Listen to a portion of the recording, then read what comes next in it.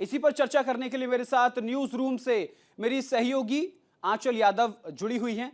आंचल, आज जिस तरीके से 26 से 27 दल के नेता जो है दिल्ली में इकट्ठा हो रहे हैं, महारैली का आयोजन कर रहे हैं, लेकिन इस महारैली के पीछे मकसद क्या है?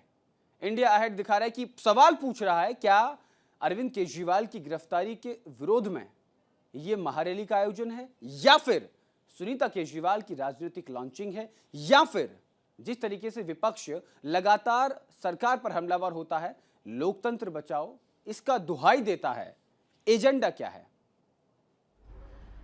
देखिए, आज दिल्ली के रामलीला मैदान से विपक्ष जो एक शक्ति प्रदर्शन दिखाने की कोशिश कर रहा है और ये एक एजेंडा जो है लोकतंत्र बचाओ और जिस तरह से ये तमाम नारे ये देते आए हैं, ये एजेंडा पूरी तरीके से साफ है। ये किसी एक पार्टी का एजेंडा नहीं है, ये सबके लिए एजेंडा है। क्योंकि देखिए, विपक्ष का हर दल कहीं ना कहीं देखिए किसी ना किसी मामले में फंसा हुआ है। हर राज्य में अगर आप नज़र डालेंगे, आप बिहार चले जाएंगे तो देखिए लालू का पूरा परिवार जो है वो ज़मीन के बदले नौकरी घोटाले में जो है लगातार उनसे पूछताछ चल रही है, केस उनके ऊपर चल रहे हैं। इसके बाद देखिए आप झारखंड चले जाते हैं तो हेमंत सोरेन की आपने स्थिति देखी कि ईडी के शिकंजे में है। उसके बाद अगर आप पश्चिम बंगाल की बात करें, पश्चिम बंगाल में देखिए ममता बनर्जी के बहुत सारे मंत्री हैं जहां देखिए सीबीआई और ईडी के जो शिकंजे में है। अगर आप उत्तर प्रदेश जाते हैं तो देखिए सीबीआई का नोटिस जो है वो अखिलेश यादव को भी जाता है, तो वहां पर भी देखिए मुश्किलें कम नहीं हैं। इसके अलावा आप अगर तमिलनाडु चले जाते हैं तो देखिए एमके स्टालिन के बेटे हैं जो कि अक्सर देखिए सनातन पर विवादित टिप्पणियां करते हैं।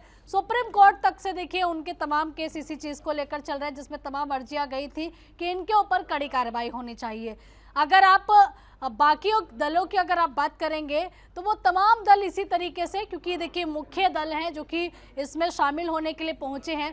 और दिल्ली की अगर बात करें तो दिल्ली तो देखिए हॉटस्पॉट बना हुआ है, एक ऐसी भारत की देखिए राजधानी तो है, इसके साथ ही देखिए विवादों में भी सबसे ज़्यादा बना हुआ है। ऐसे में अरविंद केजरीवाल की जो धर्मपत्नी है सुनीता केजरीवाल आज इस रैली में पहुँचने वाली हैं गौरव, और यहीं से देखिए ये माना जा रहा है उनका जो मैसेज है ये पूरा मैसेज देश के नाम जाएगा। विपक्ष की जो एक शक्ति प्रदर्शन ये दिखा रहे हैं वो मैसेज भी यहाँ से जाने वाला है। और ये एक मैसेज भाजपा को ये देना चाहते हैं कि देखिए मतभेद हो सकते हैं सीटों को लेकर, लेकिन अगर साथ में आपके खिलाफ लड़ने की बारी आती है तो हम एक मंच पे साथ में नजर आते हैं। मेरा सवाल है, अगर मैदान पर नजर डाली जाए तो कोई एक पोस्टर, एक बैनर नजर नहीं आता है। आप वहां की तस्वीरें देखिए, राहुल गांधी का बड़ा आउटलेट, उससे बड़ा आउटलेट मल्लिकार्जुन खड़गे का, उससे बड़ा आउटलेट अरविंद केजरीवाल का। अरविंद केजरीवाल को जेल में दिखाया है, राहुल गांधी को नेता दिखाया है, मल्लिकार्जुन खड़गे का अलग दिखाया है, पोस्टर लगे हुए मैं भी केजरीवाल। जनता भ्रमित है। आखिर इस पूरे इंडी अलायंस का एक पोस्टर, एक लोगो, एक नाम, इंडी अलायंस तो है। वही बात जो हम सवाल अक्सर उठाते हैं, भाई दल मिल गए हैं लेकिन दिल क्यों नहीं मिल रहे हैं? देखिए, दल मिलाना एक मजबूरी भी आप कह सकते हैं, क्योंकि देखिए ये विपक्ष के वही नेता हैं जो कि अक्सर देखिए चुनावों में एक दूसरे के आमने सामने खड़े हुए नजर आते थे, जिनके तमाम गठबंधन हुए हैं जब से देखिए भारत की राजनीति शुरू हुई है। और वो गठबंधन समय के अनुसार जो है टूटते रहे, बनते रहे। और यही कारण है कि देखिए आप 2024 के चुनाव के लिए, क्योंकि पिछले 10 सालों से आप देश में देख रहे हैं कि भाजपा राज कर रही है, और उसके बाद से देखिए एक शिकन जरूर देश की सबसे बड़ी पार्टी यानी कि जो विपक्ष में सबसे बड़ी पार्टी बनकर बैठी है वो है राहुल गांधी की पार्टी यानी कि कांग्रेस पार्टी। और एक ऐसी पार्टी जिसने देखिए देश में पिछले कई साल राज किया है, और अब उनके सामने भी एक बड़ी चुनौती है कि उनको देखिए क्षेत्रीय दलों का सहारा लेना पड़ रहा है। और यही कारण है कि आज शक्ति प्रदर्शन दिखाते हुए दिल्ली के रामलीला मैदान, जहां से देखिए तमाम प्रदर्शन होते हैं, किसानों के तमाम आंदोलन इसी दिल्ली के रामलीला मैदान से देखिए खड़े होते हैं। और आज इसी रामलीला मैदान में तमाम विपक्षी दल, जो कि देखिए बताया जा रहा है कि 27 या 28 दल जो है इसमें शामिल होने के लिए पहुंचे हुए हैं। और इन दलों ने एक ही नारा दिया है, लोकतंत्र बचाना है। और लोकतंत्र इनको इसलिए खतरे में लग रहा है क्योंकि तमाम एजेंसियां अलग अलग घोटालों में, अलग अलग मामलों में इनसे पूछताछ कर रही हैं। और यही कारण है कि देखिए महाराष्ट्र से लेकर बिहार, बिहार से लेकर दिल्ली, दिल्ली से लेकर यूपी और यूपी से लेकर आप साउथ यानी कि तमिलनाडु आप चले जाइए, हर तरफ से देखिए यहाँ विपक्ष के नेता जो है वो शामिल होने के लिए पहुंच रहे हैं। और ये एक शक्ति प्रदर्शन दिखा रहे हैं कि हम सब साथ हैं और साथ मिलकर विरोध करेंगे जो एजेंसियों का इस्तेमाल, दुरुपयोग के आरोप जो है भाजपा के ऊपर लग रहे हैं। बिल्कुल, लेकिन जिस तरीके से देखिए आम आदमी पार्टी के मंत्री भी कहते हुए नजर आए कि सुनीता केजरीवाल आज मंच पर होंगी, और जब से दिल्ली के मुख्यमंत्री अरविंद केजरीवाल राजनीति में आए हैं, सक्रिय राजनीति में आए हैं, उसके बाद अगर राष्ट्रीय स्तर पर मंच साझा करने की बात हो तो आज पहली बार सुनीता केजरीवाल इतने बड़े मंच पर नजर आएंगी। तो क्या ये सुनीता केजरीवाल की राजनीतिक लॉन्चिंग भी है आज?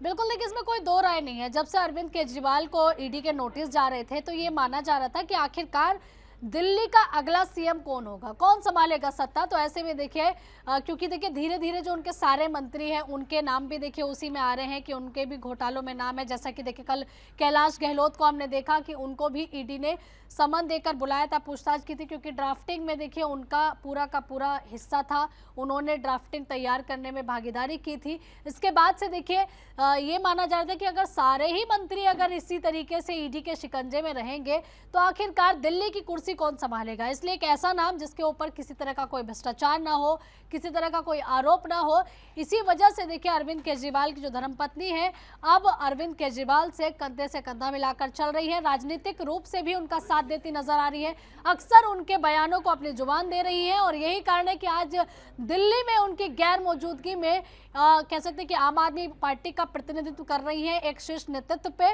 और ये माना जा रहा है कि अगर अरविंद केजरीवाल को राहत नहीं मिलती है तो उसके बाद सुनीता केजरीवाल दिल्ली की अगली मुख्यमंत्री हो सकती है। और शायद यही कारण है कि आज इतने बड़े मंच पर जहां देखिए देश के तमाम विपक्षी बड़े नेता जो है वो शामिल होने के लिए पहुंचे हुए हैं, यहां से अपना एक मैसेज देश के नाम सुनीता केजरीवाल जारी करने वाली है। और यही से शुरुआत होती है सुनीता केजरीवाल की सक्रिय राजनीति में, और यही से ये माना जा रहा है कि अगली सीएम सुनीता केजरीवाल हो सकती है। इसलिए देखिए आज वे इस बड़े मंच से एक संदेश देश के नाम देने वाली हैं।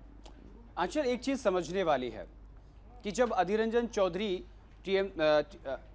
पश्चिम बंगाल में चुनाव लड़ते हैं तो उन्हीं के खिलाफ टीएमसी जो इंडी अलायंस का दल है, कांग्रेस भी और टीएमसी भी, लेकिन एक दूसरे के खिलाफ ही पश्चिम बंगाल में प्रत्याशी मैदान में उतार दिए जाते हैं। लेकिन यहाँ मंच पर खबर आ रही है कि ममता बनर्जी भी कांग्रेस के नेताओं के साथ मंच साझा करेंगी। ये कैसा गठबंधन है? देखिए गौरव, अभी तक जो सूचना है हो सकती है ये संशय बना हुआ है, लेकिन उनके कुछ नेता जरूर टीएमसी के शामिल होने के लिए वहां जा रहे हैं। और इसके अलावा देखिए गठबंधन की आपने यहाँ बात की, गठबंधन टूट चुका है, इस बात का अनाउंसमेंट देखिए ममता बनर्जी पहले उन्होंने कर चुकी है, क्योंकि उन्होंने कहा है कि यहाँ से कोई मंथन निकलता हुआ नजर नहीं आ रहा है। एकला चलो की राह बिल्कुल सही है, क्योंकि कहीं ना कहीं ममता बनर्जी को भी खतरा था कि जो वोटर उनका है वही वोटर देखिए सीपीएम का भी है, वही वोटर जो है वो कांग्रेस का भी है। और ऐसे में अगर कांग्रेस के साथ गठबंधन कर लेती है तो इसका कहीं ना कहीं नुकसान उनको सीधे तौर पर होगा, क्योंकि एक समय ऐसा था कि कांग्रेस भी पश्चिम बंगाल में बेहतर करती थी और इसी डर की वजह से सीटों का कोई फॉर्मूला नहीं बन पाया, इसलिए उन्होंने एकला चलो की राह अपना ली। और अब ये देखना होगा कि उनके देखिए नेताओं के पहुंचने की सूचना है कि उनके टीएमसी के कुछ नेता वहां पहुंच रहे हैं। तो ऐसे में ममता बनर्जी अगर मंच से नजर आती है तो ये बहुत बड़ा मैसेज होगा कि यानी कि सीट शेयरिंग का फॉर्मूला बने ना बने, लेकिन अगर बीजेपी के खिलाफ बोलना हो या फिर देखिए एजेंसियों का दुरुपयोग का जो आरोप बीजेपी पर लग रहा है उसके खिलाफ अगर आवाज उठानी हो तो ये सब एक है, वो एकता ये इसी मंच से रामलीला मैदान से दिखाने की कोशिश कर रहे हैं। और देखिए समझने वाली बात ये भी है कि वो यही सवाल सबसे बड़ा जो जनता के मन में है और वो जानना चाहती है कि जिस तरीके से आज दिल्ली में महारैली है, क्या ये एकजुटता दिखाने की कोशिश या अरविंद केजरीवाल की गिरफ्तारी के विरोध में प्रदर्शन? आप इसको कोई भी नाम दे सकते हैं, क्योंकि देखिए यहाँ सताए हुए सारे लोग हैं, कोई अरविंद केजरीवाल सताए हुए नहीं है। इसमें देखिए आप ममता बनर्जी के मंत्रियों को देख लीजिए, आए दिन उनके यहाँ ईडी सीबीआई की छापेमारी होती रहती है। बिहार चले जाइए, लालू यादव के परिवार समेत उनके कई नेता ऐसे हैं जिनके यहाँ छापेमारी होती है। कांग्रेस के नेता रहते हैं, झारखंड में सबसे ज्यादा पैसा उनके यहाँ से निकलता है। नौबत आ जाती है कि मशीनें खराब हो जाती है लेकिन पैसा निकलना बंद नहीं होता।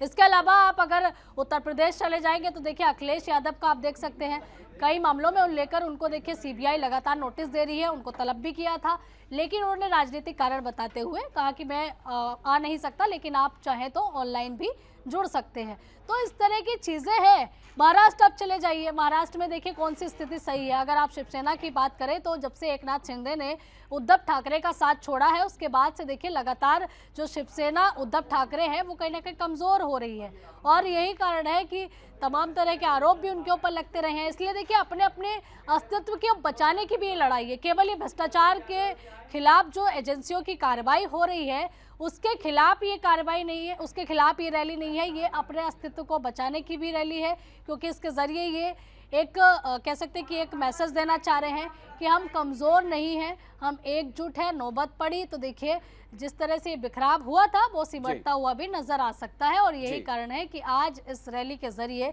तमाम दल, तमाम दिग्गज नेता भाजपा को एक मैसेज देना चाह रहे हैं। और आपने देखा होगा कि सुबह से ही भाजपा के जो वरिष्ठ नेता है वो लगातार इस रैली के विरोध में भी हुंकार भरते हुए नजर आ रहे हैं। आपने सुधांशु त्रिवेदी की आपने बातें सुनी होंगी, उन्होंने भी कई तंज जो है वो इस इंडिया अलायंस पर कसते हुए नजर आए। इसके अलावा उनके तमाम प्रवक्ता, तमाम नेता सुबह से ही मीडिया से बातचीत कर रहे हैं, यानी कि टेंशन तो है। अगर 27 से 28 दल एक मंच पे आते हैं तो टेंशन तो बनती है, और इसी टेंशन को या यूं कह सकते हैं कि देखिए जनता के बीच में किसका मैसेज सबसे ज्यादा भारी पड़ेगा, ये तो देखिए जब वोटों की गिनती होगी तब पता लग जाएगा कि आखिरकार जनता ने किसका साथ दिया है। क्योंकि आप कोशिश कर सकते हैं लेकिन जिताने हराने वाली जनता जनार्दन है। बहुत बहुत शुक्रिया आंचल तमाम जानकारी के लिए।